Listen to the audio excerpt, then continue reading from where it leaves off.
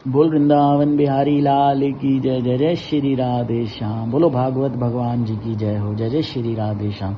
तो आज हम गंगा जी की महिमा का वर्णन कर रहे हैं। पहले हमने वर्णन किया नारद पुराण के अंदर, अब हम वर्णन कर रहे हैं पद्म पुराण के अंदर। ठीक है जी। पद्म पुराण के अंदर सृष्टि खंड के अंदर ये 45वें अध्याय में व्यास देव जी ब्राह्मणों को बता रहे हैं, गंगा जी की महिमा का वर्णन कर रहे हैं। क्या कि देखिए, गंगा जी के जल में पितरों के उद्देश्य से जो पिंड दान करता है उसे प्रतिदिन 100 यज्ञों का फल होता है। मतलब उसे यज्ञ दिन 100 यज्ञों का फल मिलता है। जो लोग गंगा जी के जल में अथवा उसके किनारे पर तट पर आवश्यक सामग्रियों से तर्पण और अपने पिंड दान करते हैं अपने पितरों के लिए, उन्हें अक्षय स्वर्ग की प्राप्ति होती है। अक्षय मतलब जिसका कभी क्षय नहीं होता, जो कभी खत्म नहीं होता। जो अकेला भी गंगा जी की यात्रा करता है उसके भी पितरों की कई पीढ़ियां पवित्र हो जाती हैं। तो इस तरह गंगा जी की महिमाओं का वर्णन बताते हैं। क्या कि जिन श्रेष्ठ मनुष्यों ने एक बार भी भक्ति पूर्वक गंगा में स्नान किया, भक्ति पूर्वक पूर्ण श्रद्धा भाव और भक्ति से गंगा में केवल एक बार भी स्नान किया है, कल्याणमयी गंगा उनकी लाख पीढ़ियों को भवसागर से उद्धार कर देती है।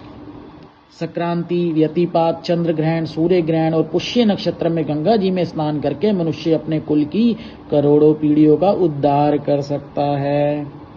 तो इस दिन अगर वो गंगा जी में स्नान करे तो गंगा जी में पितरों को पिंडदान तथा तिल मिश्रित जल से तर्पण करने पर वे यदि नरक में भी हों तो स्वर्ग में चले जाते हैं, और स्वर्ग में हो तो मोक्ष को प्राप्त हो जाते हैं।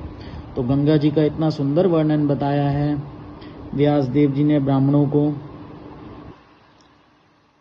देखिए, अपने जन्म नक्षत्र के दिन, जैसे जिस इंसान का, जिस भी व्यक्ति का, जिस जीव का जिस भी नक्षत्र में जन्म हुआ है उस नक्षत्र वो दोबारा नक्षत्र पड़ जाए और उस दिन गंगा जी के संगम में स्नान करके मनुष्य अपने कुल का उद्धार कर देता है। जैसे किसी का भरणी नक्षत्र में जन्म हुआ और वो उस नक्षत्र पे जाकर गंगा जी में स्नान कर ले भाव और श्रद्धा से, तो वह क्या कर लेता है, अपने कुल का उद्धार कर देता है।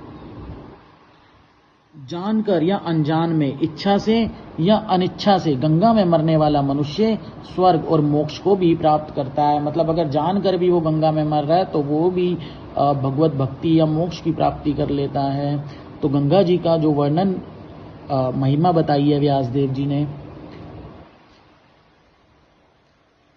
तो इस तरह बताया है कि सुनिए, एक मनुष्य अपने शरीर का शोधन करने के लिए हजारों चंद्रायण व्रत करता है और दूसरा मन चाह गंगा जल पीता है। उन दोनों में गंगा जल का पान करने वाला पुरुष ही श्रेष्ठ है। देखिए, एक मनुष्य ने तो बहुत सारे हजारों चंद्रायण व्रत कर लिए, लेकिन एक ने सिर्फ गंगा जी का जल, कि अगर कोई मुझे जल पीना है तो केवल गंगा जी का जल ही पीना है, तो उनमें भी गंगा जी का जल पीने वाला पुरुष ही श्रेष्ठ है। मनुष्य के ऊपर तभी तक तीर्थों, देवताओं और वेदों का प्रभाव रहता है जब तक वह गंगा जी को नहीं प्राप्त कर लेता। जो एक बार भी ये जाप कर ले तो वह पवित्र हो जाता है। कौन सा? कि भगवान श्री नारायण से प्रकट हुई विश्व रूपनी गंगा जी को बारंबार नमस्कार है। जो उसका एक बार भी रेगुलर जाप करता है वह पवित्र हो जाता है। जो मनुष्य गंगा तीर की मिट्टी अपने मस्तक पर धारण करता है वह गंगा में स्नान किए बिना ही सब प्रकार के पापों से मुक्त हो जाता है। और तो और सुनिए, मनुष्य की हड्डी जब तक गंगा जी के जल में पड़ी रहती है उतनी हजारों वर्षों तक वह स्वर्गलोक में प्रतिष्ठित रहता है। अब ये तो अति दुर्लभ है।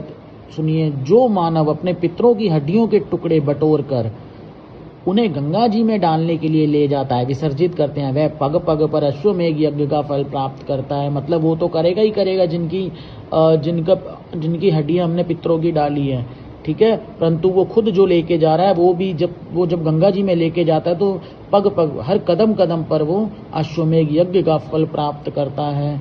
तो इस तरह आज आपने जाना गंगा जी का महत्व। बोल वृंदावन बिहारी लाल की जय। जय जय श्री राधे श्याम।